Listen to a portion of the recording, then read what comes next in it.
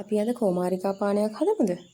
මේ කෝමාරිකා පිටි ටික ගහෙන් කපලා ගෙනල්ලා උඩ අතට හරවලා තියන්න ඕනි. මොකද මේකේ අර කහ පාට ශ්‍රාවයක් තියෙනවා. ඒ ටික යනකම් අපි විනාඩි 15ක් විතර අනිවාර්යෙන් උඩ අතට හරවලා තියන්න ඕනි. මේ ඔයාලට මම පෙන්නන්නේ විනාඩි 15කට විතර පස්සේ. මේ තියෙන අර කහ පාට ශ්‍රාවය වෙනම ගිහිල්ලා තියෙනවා. ඒක පැහැදිලිව පේනවා. ඒ ටික යනකම් අපි අනිවාර්යයෙන්ම මේ පිටි ටික මෙහෙම කපලා ගෙනල්ලා තියලා තියන්න ඕනි. මෙතන මදේ තියෙන කෝමාරිකා සහ මදේ අඩු කෝමාරිකා වර්ග දෙකම තියෙනවා. මේ තියෙන්නේ මම දැන් කටු ටික වෙනම වෙන් කරලා පිටි ටික වෙනම වෙන් කරලා තියෙන්නේ මේ. ඔයාලට පැහැදිලිව පේනවා මේ මදේ තියෙන එක සහ මදේ නැති එක තියෙනවා. මදේ තියෙන එකේ මේ තියෙන මදේ තියෙන එක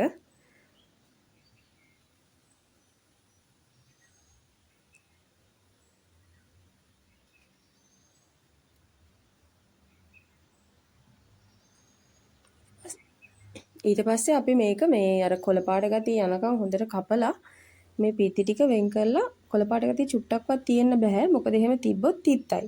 ඒ නිසා මේ කොළ පාට ගතිය චුට්ටක්වත් නැති වෙන්න අපි මේ ටික හොඳට කපලා කොළ පාට ගතිය හොඳට වෙන් කරගන්න ඕනේ. ඔයාලට පැහැදිලිව පේනවා. අර මදේ අඩු එක ඒක අපි හැන්දකින් වගේ සූරලා ගන්න ඕනේ කොළ පාට ගතිය එන්නේ නැති වෙන්න. මේ තියෙන්නේ දැන් මේ කොළ පාට නැති වෙන්න මම හදලා ගත්ත එක. ඊට පස්සේ අර මදේ තියෙන කෑල්ලක් අරගෙන අපිට හැපෙන්න දාන්න පුළුවන් සයිස් එකට කෑල්ලක් කපලා මේ විදිහට කප් එක දාලා ඒක අයින් කරගන්නවා අපි. ඒ ටික අන්තිමට දාන්න.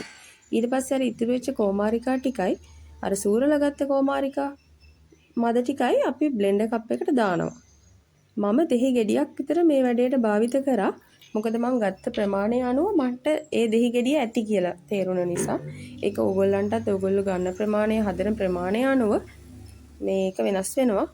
මම ගත්ත පිටි 4ට ගැලපෙන්න මට මේ දෙහි ගෙඩියක විතර විශ ඕන වුණා.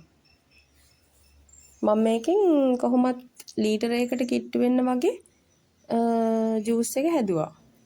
මම පළවෙනි වතාවට ඇත්තටම හදන්නේ මට කලින් එක්ස්පීරියන්ස් එකක් තිබ්බේ නැහැ හදලා. මට නිකන් හිතෙච්ච හැටියට මම හැදුවා.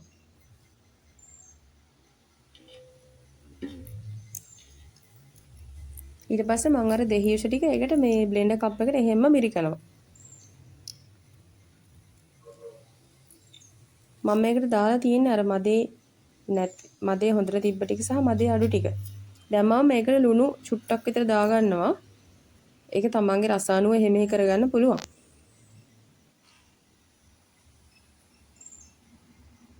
ඊට පස්සේ මම මේකට සීනි තේ හැඳි 2ක් විතර දැම්මා.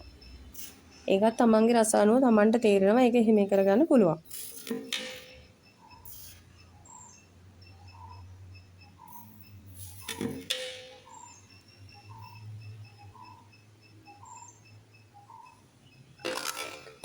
ඊට පස්සේ මම මේක අයිස් කැර ටිකක් දානවා.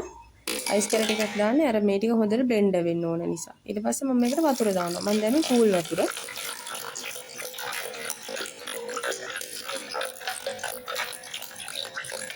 මිලිලීටර් 750ක් විතර මම දානවා. ඊට පස්සේ මම මේ ටික හොඳට බ්ලෙන්ඩ් කරනවා. හොඳට බ්ලෙන්ඩ් කරද්දී ඔයාලට පේනවා බ්ලෙන්ඩ් වුණාට පස්සේ නිකන් අර කිරි ගතියට තියෙනවා. ඊට පස්සේ මම මේක මේ කෝප් එකකට දාලා බොන්න ගන්නවා.